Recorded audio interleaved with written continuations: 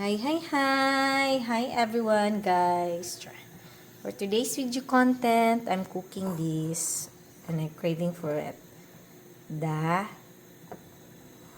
Anong tawag to? Adidas. Tiil sa manok.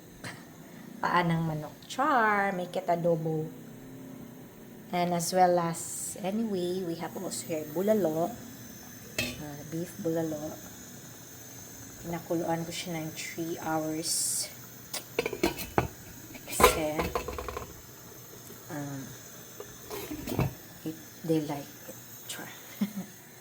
So, this is also my second menu for our Friday night.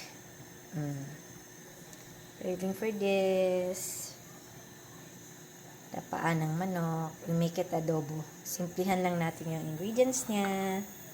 Okay, see ya. I already put the garlic, the ahos, and napakuluan na din siya. So, we're gonna put na the adidas. Paano? Okay. Lagyan natin ng asin, veggie, and soya sauce or tuyo. Then, a little bit sila.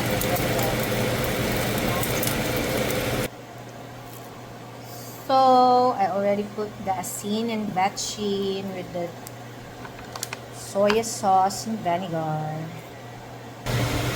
So, we're gonna mix.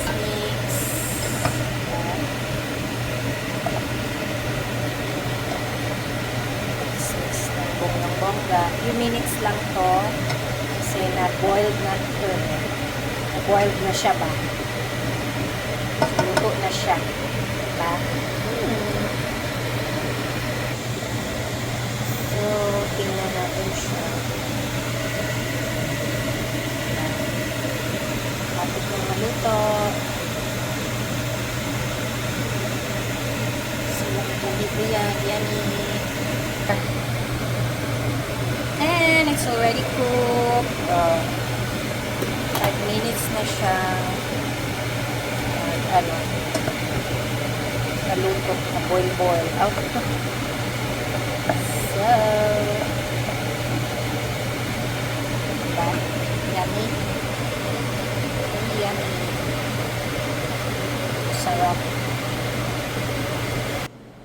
So, luto na siya. Kaon na ta. So, gutom.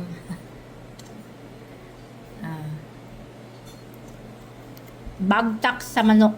Ang paa ng manok. Matching gulay na pakbet. Kain.